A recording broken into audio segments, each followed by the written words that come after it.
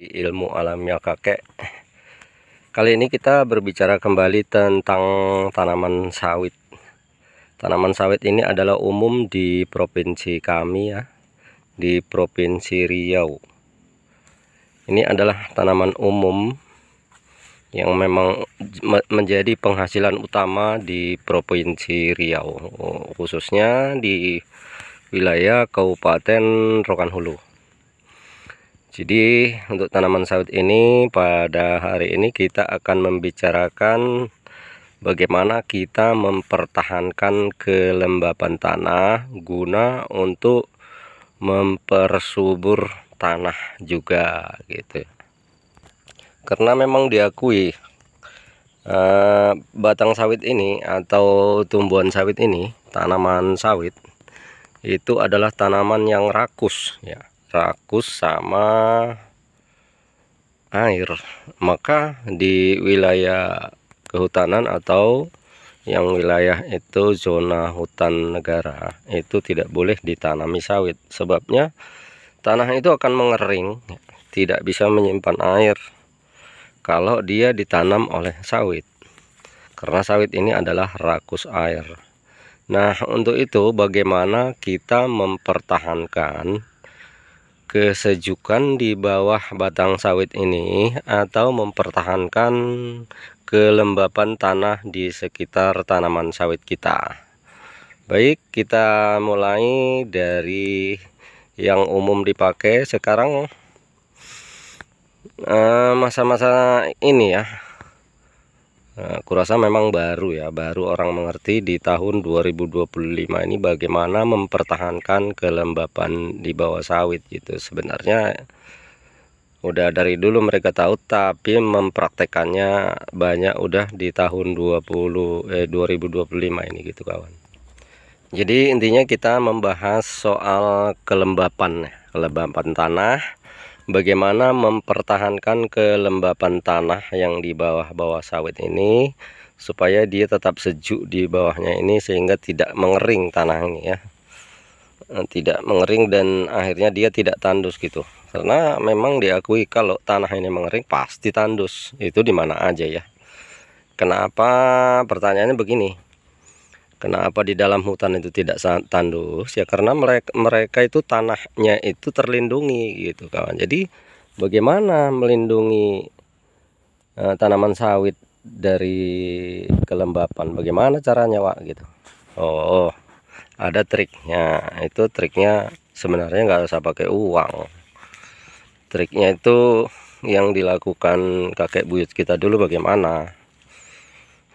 Begini triknya ya. Kita mulai dari sini.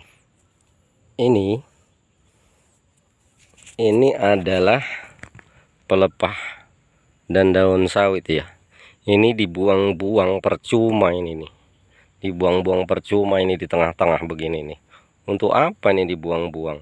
Hingga menjadi tengah sawit ini menjadi semak-semak begini nih kawan ini. Jadi menurut saya ini sia-sia sekali nih. Terus bagaimana caranya? Untuk apa ini kan gitu pertanyaannya. Ini dipotong 3, 1, 2. Nah, 2 kali potong kan udah 3 dia kan, udah jadi 3 bagian. Lalu ditumpuk di bawah batang sawit ini ya, untuk mempertahankan kelembapan tanah. Itu yang pertama. Manfaat yang berikutnya, ketika daun sawit ini membusuk nanti dimakan oleh mikroba, didaur ulang oleh mikroba, maka dia akan menjadi humus bagi tumbuhan sawit. Jadi keuntungannya ada 2. Yang pertama mempertahankan kelembapan tanah. Yang pertama mempertahankan kelembapan tanah, yang kedua menjadi humus dan menjadi pupuk untuk tumbuhan sawit kita, itu kawannya. Jadi itu tidak sia-sia ditaruh di sini. Kalau jauh kenapa Wak? Kok nggak biar aja di tengah-tengah gitu kan, kata kawan kan. Kalau jauh itu akar itu penjangkauannya itu memang akar sawit itu jauh, tapi dia kan lebih dekat, lebih bagus, dan di sini lebih lembab gitu yang saya maksud gitu. Jadi untuk mempertahankan kelembapan yang di tengah sawit ini, kita cukup memelihara rumput ya, tapi jangan terlalu tinggi pula ya. Cukup memelihara rumput, jangan diracun, jangan meracun rumput di sawit kalau kalian tidak ingin sawitnya kurus. Sepertinya tidak tampak efeknya, tapi sangat besar efeknya itu. Jadi pengalaman, cukuplah pelihara rumput satu jengkal, tapi jangan anakan kayu ya. Rumput-rumput seperti ini aja cukup satu jengkal, dan itu kalau udah lewat dari satu jengkal dibabat aja gitu. Dibabat kandas juga nggak apa-apa, tapi jangan sampai gundul lah begitu. Jadi di sini supaya ada kelembapan gitu.